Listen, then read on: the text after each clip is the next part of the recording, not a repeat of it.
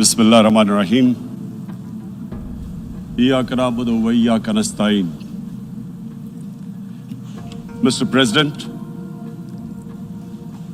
Honorable Secretary General, Excellencies, ladies and gentlemen, I feel honored today to represent my country at this forum of world leaders, where we have a chance to discuss problems that the world is facing.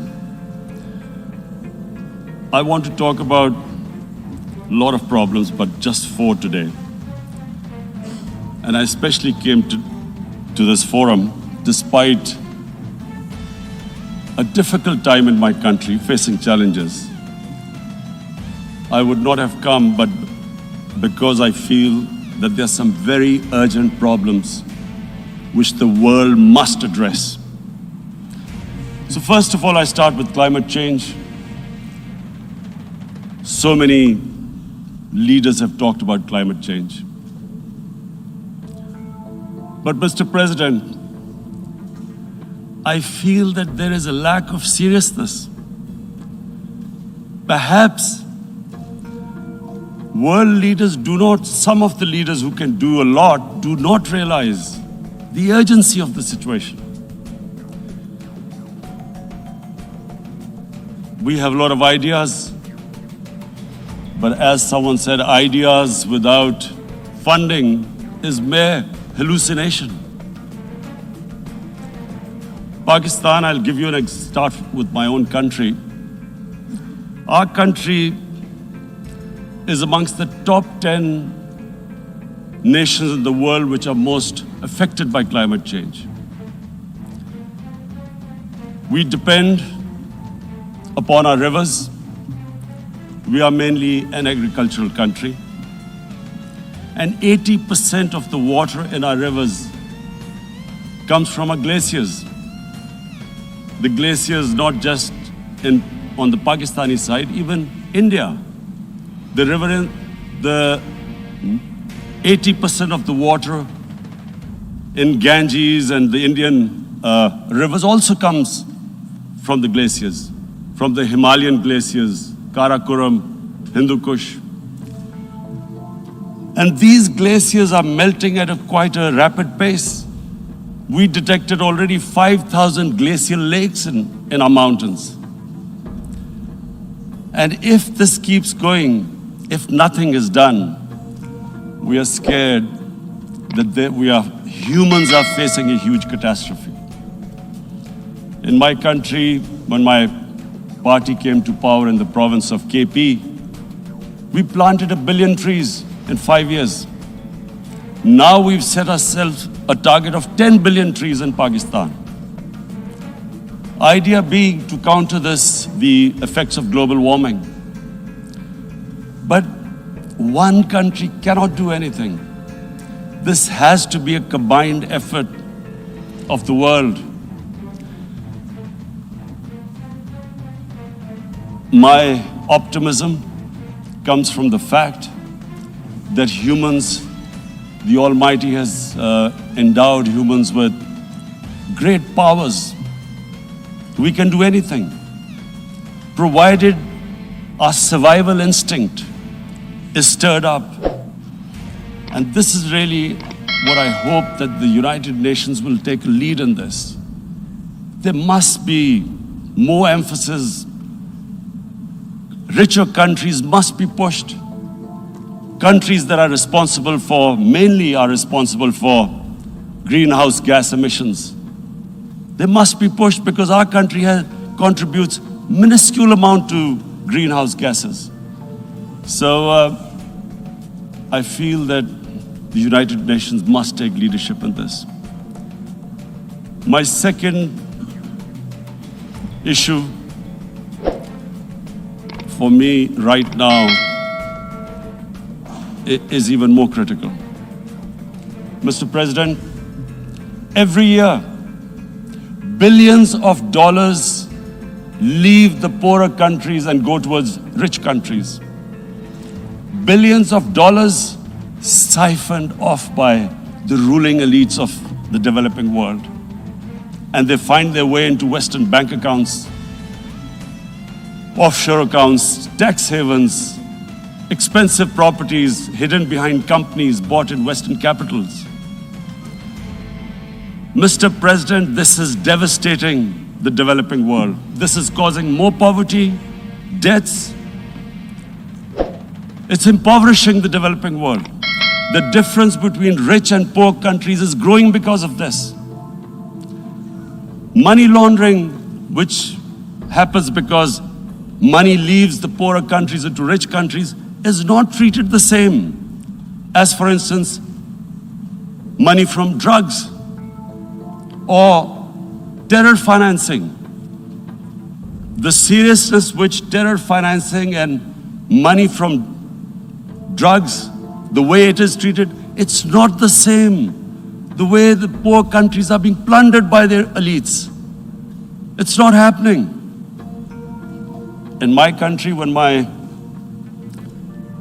I took charge of our government a year back, in the 10 years preceding that,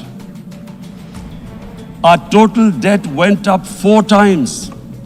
The debt we had accumulated in 60 years, just in 10 years, it went up 4 times. As a result, the total revenue we collected in 1 year, half of it went into debt servicing. How are we going to spend money on our human beings, 220 million people, when half the money is going into debt servicing? Because our country was plundered by the elites, the ruling elite. And easily they could get the money out. And when, Mr. President, we located properties in Western capitals bought by this money through corruption and money laundering, located the properties of these corrupt leaders, we find it so difficult to retrieve it. That money, if we retrieved that money, we could spend on our human beings. But it's so difficult. The laws protecting these criminals. We do not have the sort of money to have expensive lawyers and spend millions and millions of dollars. We need help from the rich countries. And Mr. President, it's critical. The rich countries must show political will. They cannot allow this to happen. How can the poor countries spend money on human development, which the United Nations asks, SDG? How are we going to do it when this money can easily leave our countries? So, unless the rich countries intend to build walls to stop economic refugees coming as we see right now, they must take action. They must take action now. It must be a deterrent. Corrupt ruling elites should not be able to take money out easily and park it into foreign bank accounts and into these properties abroad. And I never understand why. Why do we have these tax havens? Why is this allowed?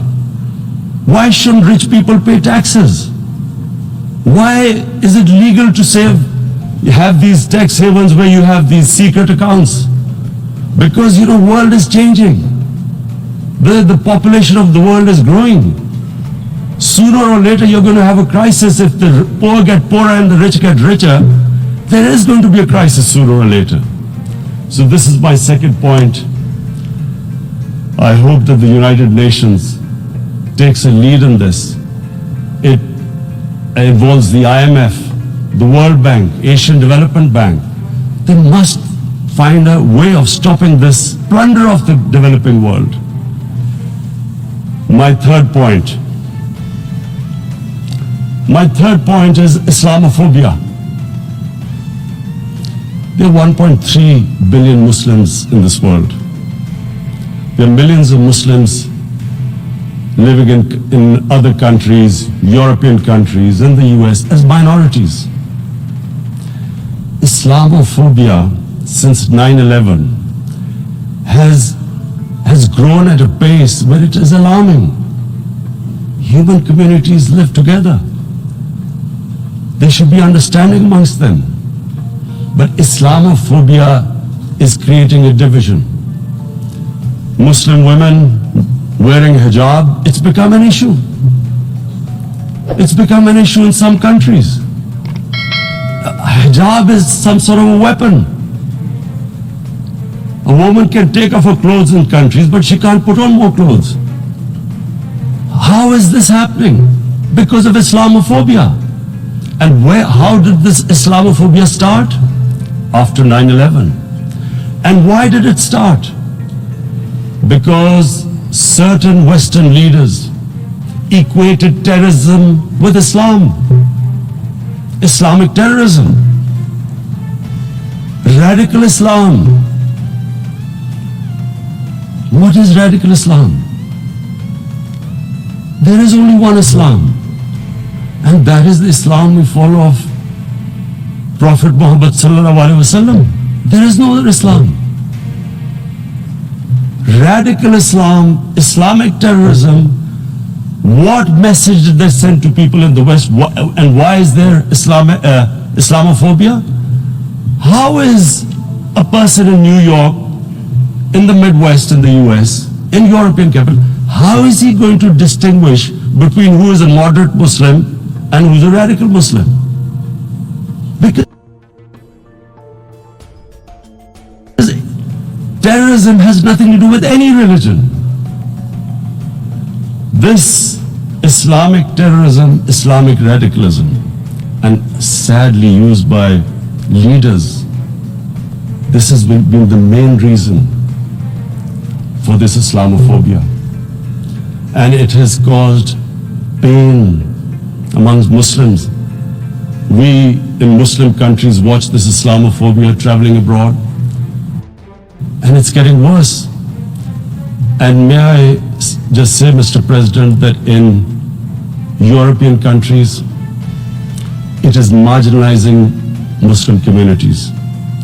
And we all know that marginalization leads to radicalization. Some of the people who ended up as militants in Syria and other places were from marginalized Muslim communities.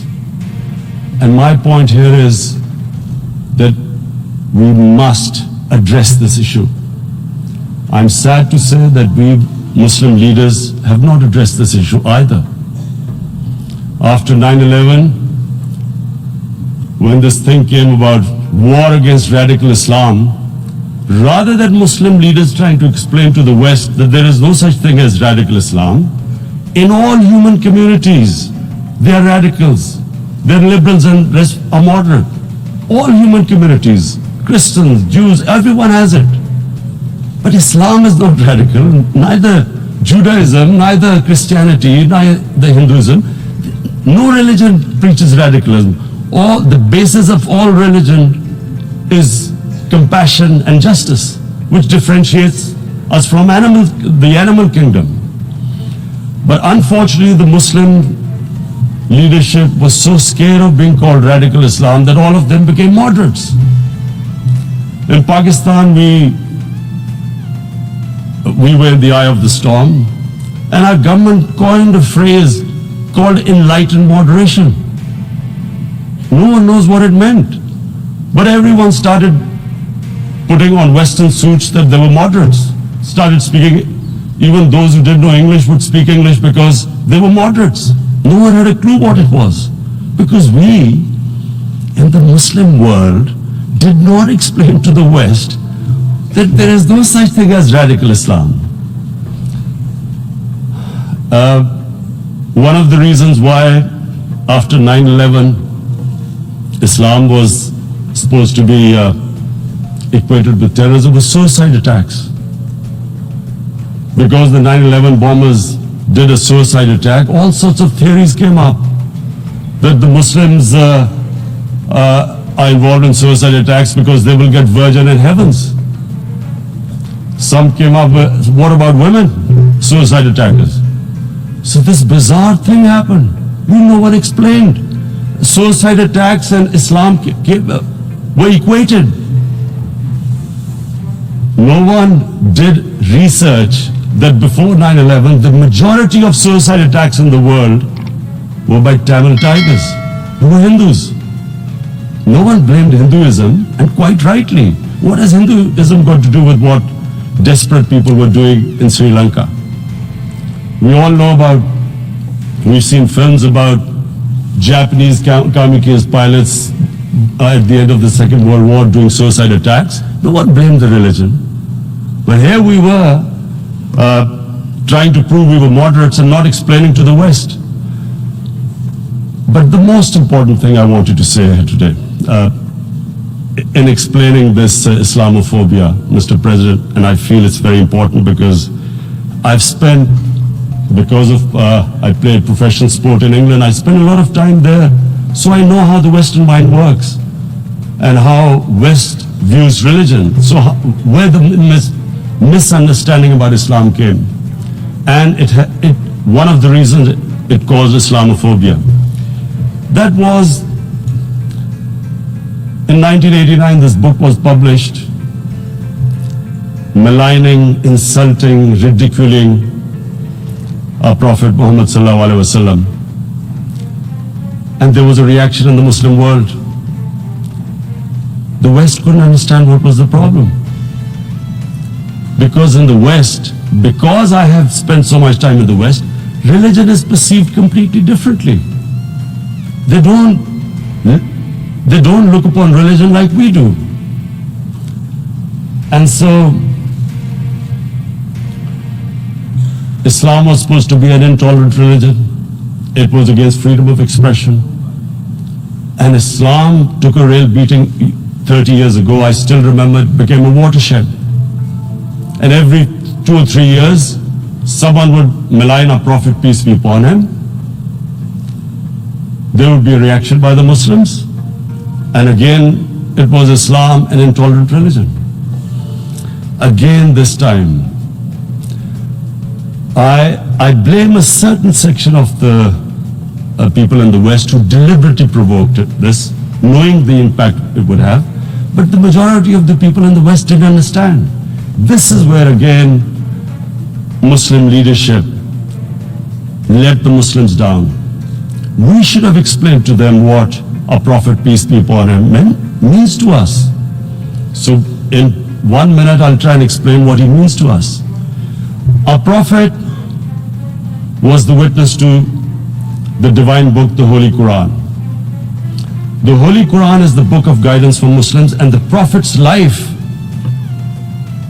was living the Quran. He was an example of what the Quran guided us to be. So he is the ideal we all try to get to. The Prophet created the state of Medina, the first state in Islam. That state was the basis of a Muslim civilization which became the predominant civilization for the next 700 years. And what was that state? I hear such strange things about Islam, that it is against women, it's against minorities. The first state of Islam in Medina, it was the first time a welfare state was set up. The state took responsibility of the weak, widows, orphans, poor people, handicapped. It taxed the rich, spent the money on the poor. The state announced that all human beings are children of Adam, hence equal, whatever the color of their skin. The state announced, the Prophet announced that, and slavery, the whole system depended on slavery as it did for many years in the Western societies. The Prophet said that one of the greatest deeds is to free a slave. But because the society depended on slavery, he said, but if you have to treat them as an equal member of the family. And as a result, something happened in a Muslim world which still hasn't happened in any other civilization. Slave dynasties appeared, slaves became kings. The Mamluks, slaves who ruled Egypt. In India there were slave dynasties. And then, with minorities, again, we hear that Islam is supposed to be against minorities. Let me just make this clear. In Islam, the Prophet announced that everyone was free to practice his religion. It was a sacred duty to protect the places of worship of all religions. He announced that every person is equal in front of law, whatever his religion or his color.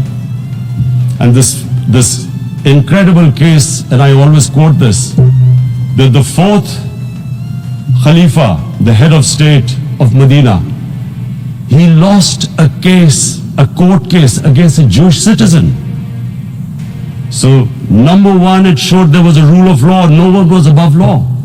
And number two, that a Jewish citizen was an equal citizen. So, Mr. President, when a Muslim society is unjust to its minorities, it is going against the religion of Islam and our Prophet, peace be upon him. So,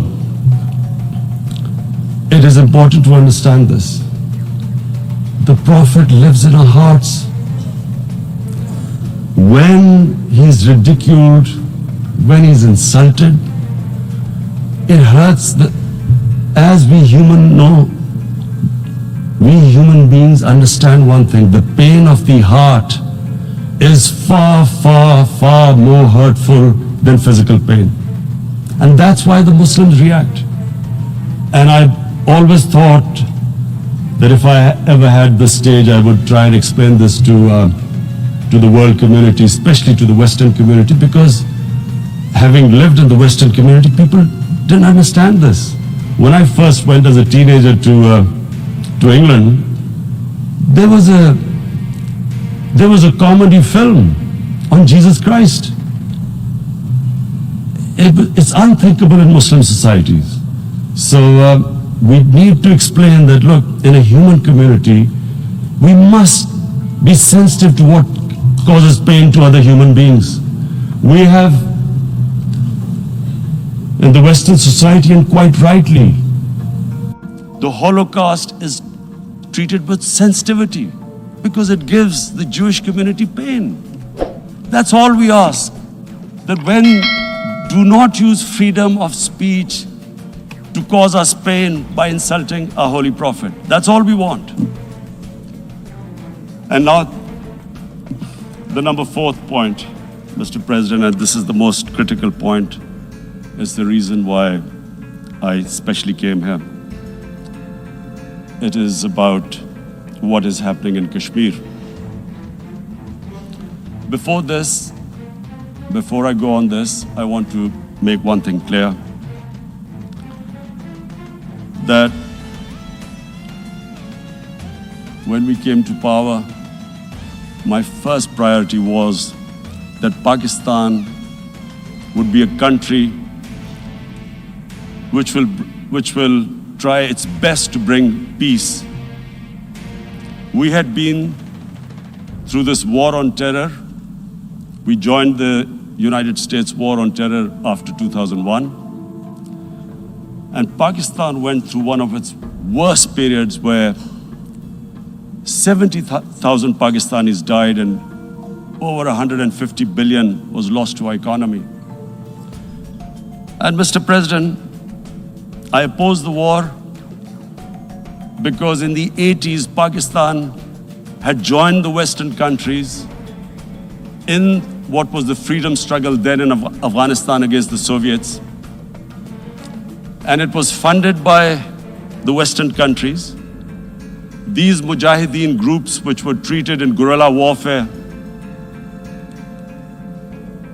were trained by Pakistan Army, funded by the Western countries and especially US, and they waged what was a freedom struggle in Afghanistan. The Soviets called them terrorists. We called them freedom fighters. 1989, the Soviets retreated. The Americans packed up and left. Pakistan was left with these groups. Come 9/11, Pakistan joined the United States in this war on terror. And now our government was supposed to, the reason why I opposed joining this war, because here we had indoctrinated them in jihad, meaning freedom struggle against foreign occupation. Now, because we had joined the US and the US had occupied Afghanistan, now we were supposed to tell them that no, this is not freedom struggle and jihad, it's terrorism. So that's why I tried to tell then government that, stay neutral, because you will have leverage over them. You will be able to control them. But if you join them, you become collaborators and they will attack you, which is what happened. They turned against us. We went through a nightmare. 70,000 people killed in a war we had nothing to do with. No Pakistani was involved in 9/11. Taliban were in Afghanistan. Al-Qaeda was in Afghanistan. What had we to do with it? 70,000 Pakistanis died. So when we came to power, we decided that we would dismantle what was left of these groups. And this decision was taken not just by us, but by all the political parties in Pakistan. Unfortunately, they didn't implement it. So we came to power, we decided to implement it, and we dismantled whatever was left of the groups. And I know that India keeps accusing us that there are these groups there. I would like the United Nations to send observers, see for themselves what we've done. No Pakistani government would have dared to do this because it would have created strife. But we decided that there would be no militant organizations in Pakistan. So I need to give you this background and to what I'm going to say later on. And secondly, we started mending fences. I invited the Afghan president. We developed a relationship with Afghanistan. We had problems with Iran. We mended fences there. And then India. Now let me just give you a little background about my relationship with India. Because of cricket, and cricket being it's a passion in the subcontinent, I had great following in India. I have friends in India. And I loved going to India. So immediately, when my party came to power, the first thing we did was to immediately reach out to India. And I spoke to President Modi and I said, look, we have similar problems. Climate change, poverty, let's get together. Let's resolve our differences through trade. Let's build a relationship on trust. Prime Minister Modi told me that, there were terrorist attacks from Pakistan. I said, we have problems with you. There are terrorist attacks which we know are instigated by India in Balochistan.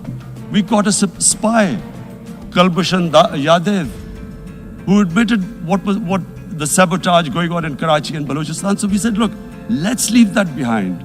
Let's move forward. Our main priority should be our people. The highest number of poor people live in the Indian subcontinent.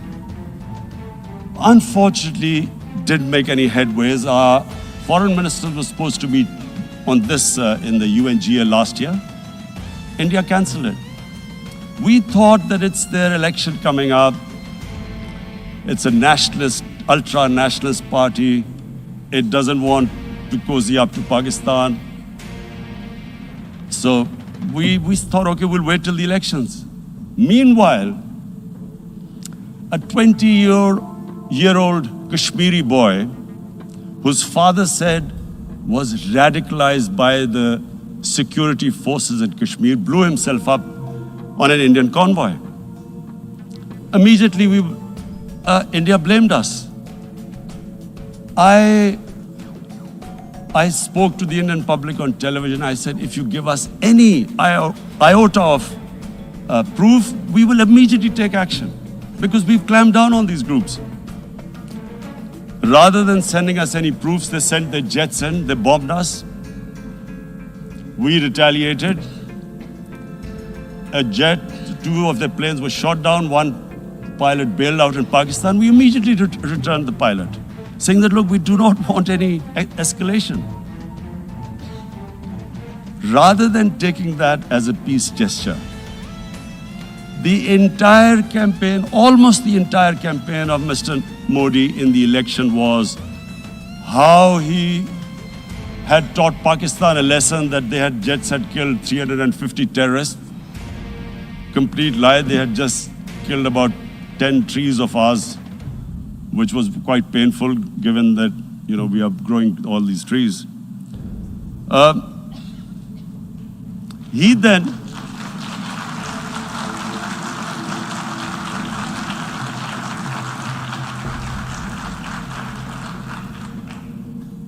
the election campaign, Mr. Modi used words like, this is just a trailer, the movie is about to start.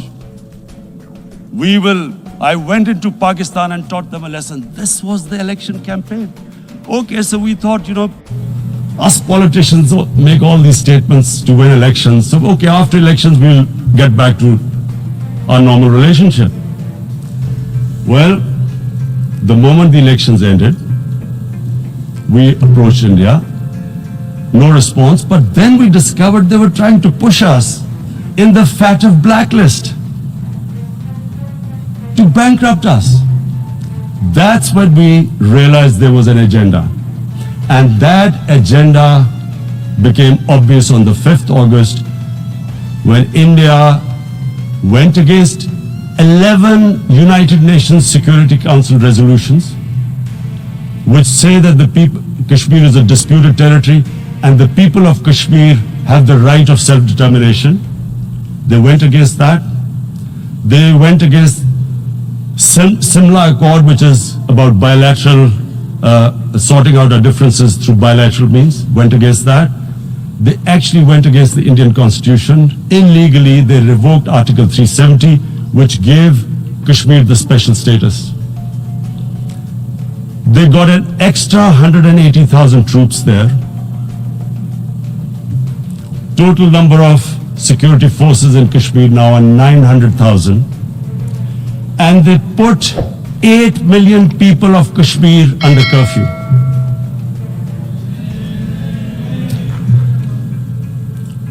Mr. President, now I just briefly want to make the people understand, how can anyone do something like this? And for that, I have to explain to you what is RSS. RSS, Mr. Narendra Modi is a life member of RSS. RSS was an organization that was inspired by Adolf Hitler and Mussolini, came about in 1925. They believed in racial purity, racial superiority. They also believed they were an Aryan race like the Nazi believed they were an Aryan race. All that I'm saying can be verified.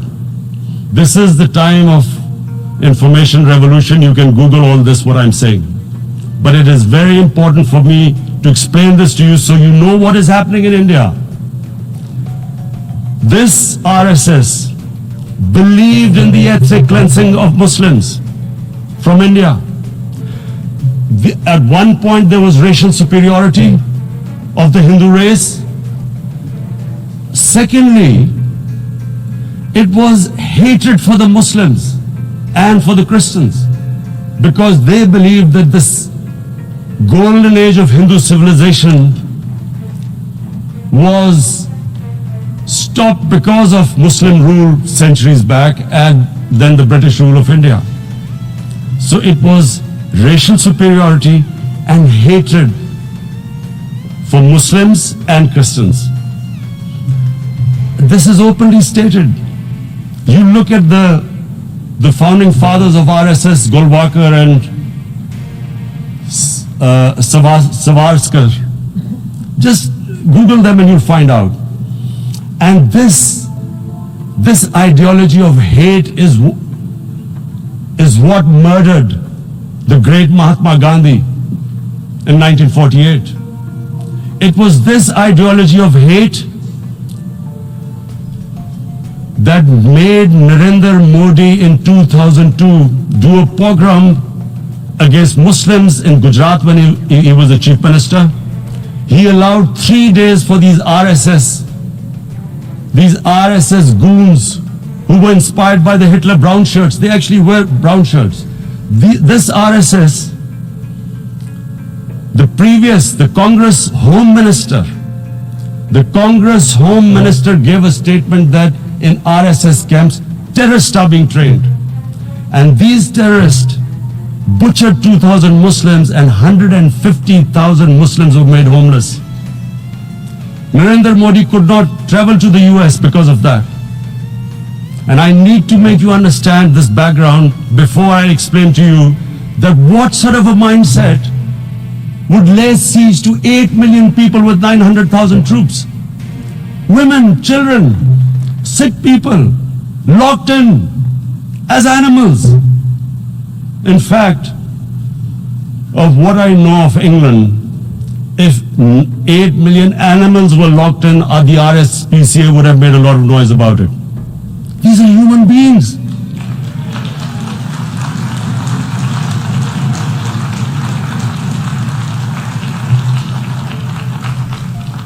And Mr. President, what comes with racial superiority, these illusions of Aryan superior race, is arrogance. The two go together.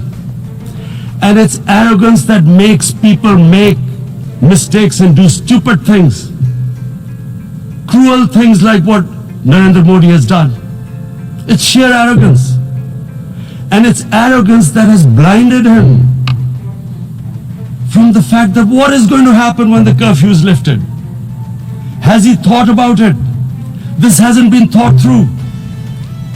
What is he going to do when he lifts the curfew?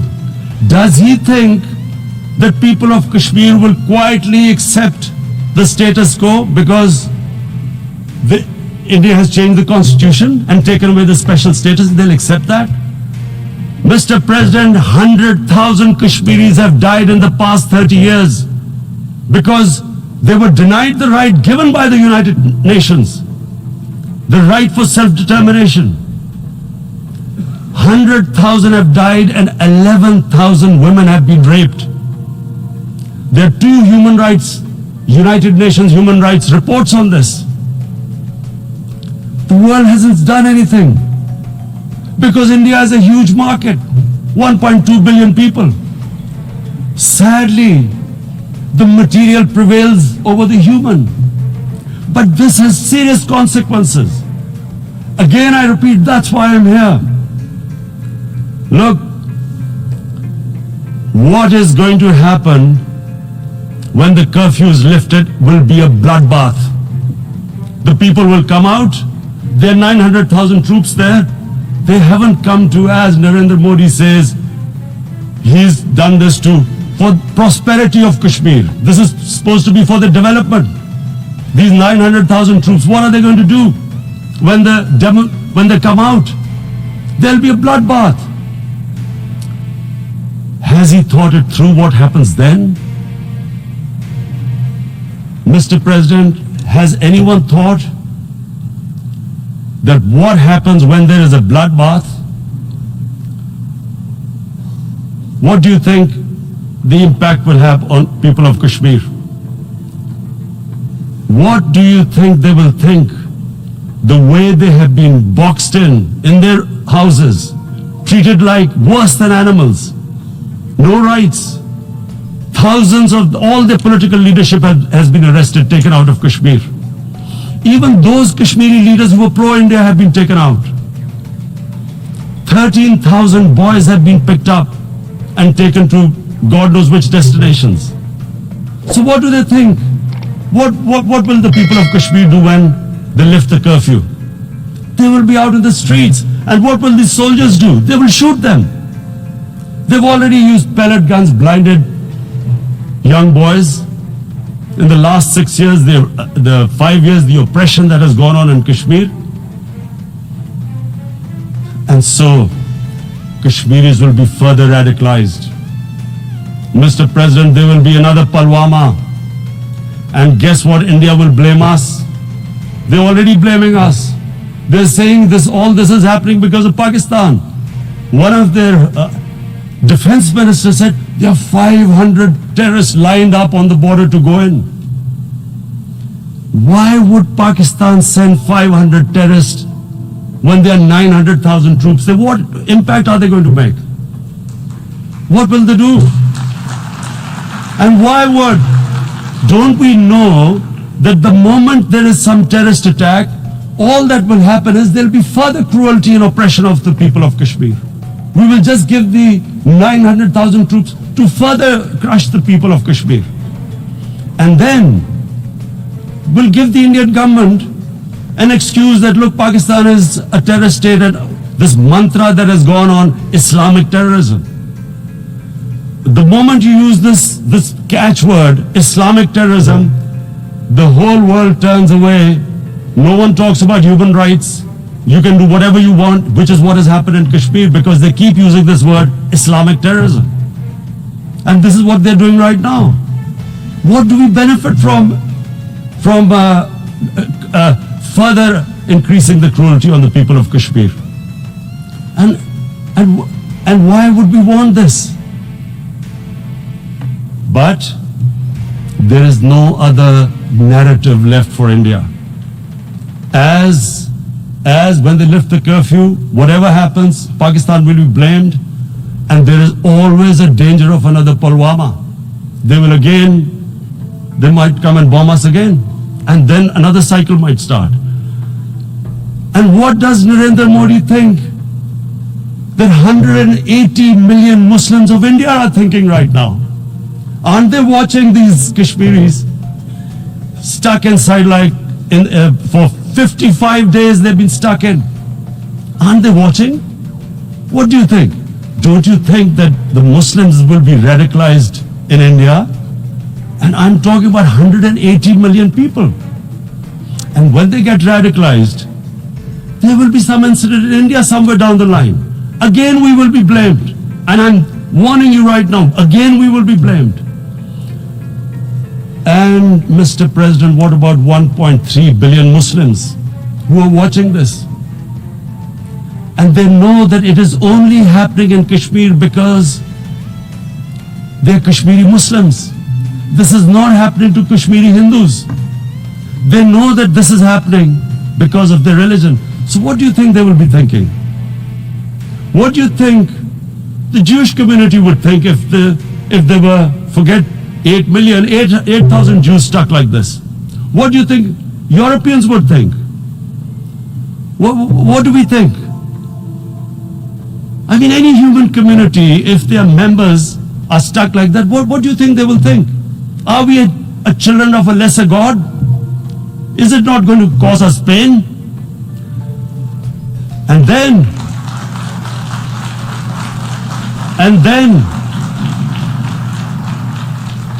I'll tell you what will happen. People will, in the 1.3 billion Muslims, someone will pick up arms. I know we've been brought up with films, Western films. This good, decent guy doesn't get justice. He decides to pick up a gun and start seeking justice. There was a film made in New York, famous film called Death Wish. This guy gets mugged by and his family, his wife gets killed or something. He can't get justice. He picks up a gun and he goes around shooting muggers. And the whole cinema cheers him on. So what do you think the Muslims are thinking right now? If there is a bloodbath, there will be Muslims becoming radicals, not because of Islam, but because of what they will see, that there is no justice when it comes to Muslims. There were Rohingya Muslims, Myanmar, who are, God knows, almost 1 million people out, ethnic cleansing. What was the response of the world community? So what do you think will be the response of 1.3 billion Muslims? I picture myself. I'm in Kashmir. I've been locked up for 55 days. I have heard about, and there are rapes, Indian Army going into homes, soldiers.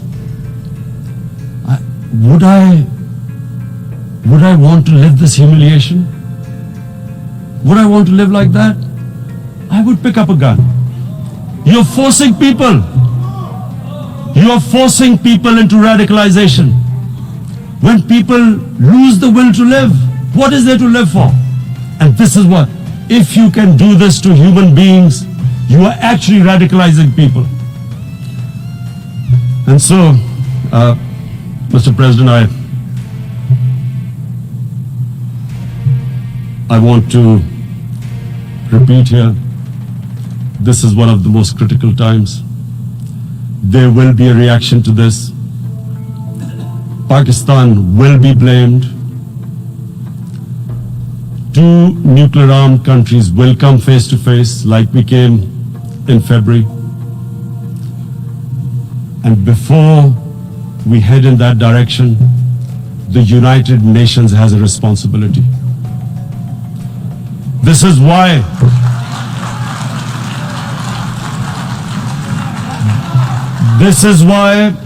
the United Nations came into being in 1945. You were supposed to stop this happening. I feel we are back to 1939. Munich. Czechoslovakia has been taken, annexed. What is the world community going to do? Is it going to appease a market of 1.2 billion, or is it going to stand up for justice and humanity?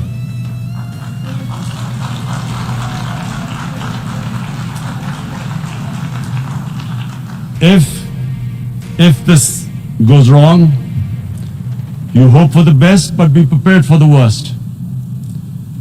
If a conventional war starts between the 2 countries, Mr. President, if a conventional war starts, and anything could happen, but supposing a country 7 times smaller than its neighbor is faced with the choice, either you surrender or you fight for your freedom till death, what will we do? I ask myself this question. And my belief is, La ilaha illallah, there is no God but one. And we will fight. And when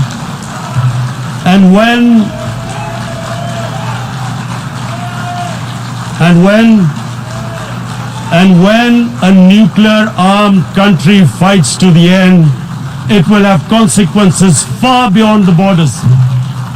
It will have consequences for the world, which is why I repeat I'm here. Because I'm warning you, it's not a threat. It's a fair worry that where are we headed? And I've come here to tell the UN, you've got to, this is a test for the United Nations. You are the one who guaranteed the people of Kashmir the right of self-determination. They are suffering because of that. And this is the time. This is the time not to appease like in 1939 appeasement took place. This is the time to take action. And number 1 action must be that India must lift this inhuman curfew, which has lasted for 55 days. It must free all political prisoners, and especially those 13,000 boys that have been picked up. Parents don't know where they've disappeared. And then the world community must give the people of Kashmir the right of self-determination. Thank you.